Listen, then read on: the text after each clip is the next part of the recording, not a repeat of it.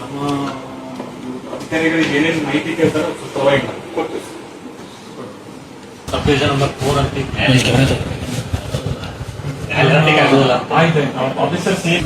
ಮುಖ್ಯವಾಗಿ ತಾವು ಇವತ್ತು ದಾಳಿ ಮಾಡಿರುವಂತ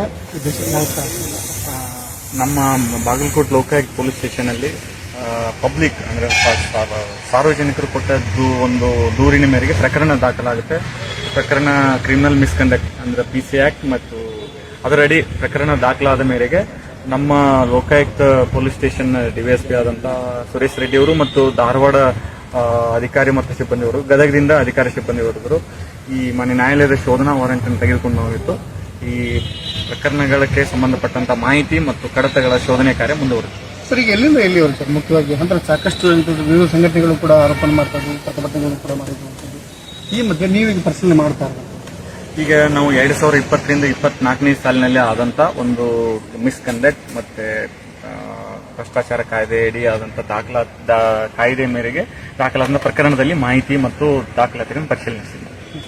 ಸರ್, ಇದು ಪರಿಶೀಲನೆ ನಂತರ ಮುಂದೆ ಅದೇ ಇದಕ್ಕೆ ಸಂಬಂಧಪಟ್ಟಂತೆ ನಮ್ಮ IO ಅವರು ಇನ್ವೆಸ್ಟಿಗೇಷನ್ ಆಫೀಸರ್ಸ್ ಪರಿಶೀಲನೆ ಶೋಧನೆ ಆದ ನಂತರ ವಿಚಾರಣೆಗೆ ಸಂಬಂಧಪಟ್ಟಂತೆ ಆಯಾ ಟರ್ಮ್ನಲ್ಲಿ ಇನ್ ಬಿಟ್ವೀನ್ ಟೈಮಲ್ಲಿ ಆಯಾ ಅಧಿಕಾರಿಗಳು ವರ್ಗದ ನಂತರ ಅವ್ರು ಸಂಬಂಧಪಟ್ಟಂತೆ ವಿಚಾರಣೆಗೆ ಹಾಜರಾಗಲು ಸೂಚನೆ ಇದೆ. ಸರ್, ಇದು ಪರಿಶೀಲನೆ ಆಗುವಂಥದ್ದು ಯಾವ ಜಿಲ್ಲೆಯಿಂದ ಇಲ್ಲಿ ಅಧಿಕಾರಿಗಳು ಅಂತ 300 ಅಕ್ರಮ ಸೇರ್ಪಡೆ ಆಗಿದೆ. ಅದಕ್ಕೆ ಸಂಬಂಧಪಟ್ಟಂತೆ ತೆಗೆದು ಆಲ್ರೆಡಿ ಈ ಹಿಂದೆ ಕೂಡ 2010ರಿಂದ 18ರಲ್ಲಿ ಆದಂತ ಮಿಸ್ಕಂಡಕ್ಟ್ ಸಂಬಂಧಪಟ್ಟ ಒಂದು ಪ್ರಕರಣ ದಾಖಲಾಗಿದೆ. ಅದರಲ್ಲಿ ಕೂಡ ನಾವು ಇನ್ವೆಸ್ಟಿಗೇಷನ್ ಮಾಡ್ತಿದ್ದೀವಿ.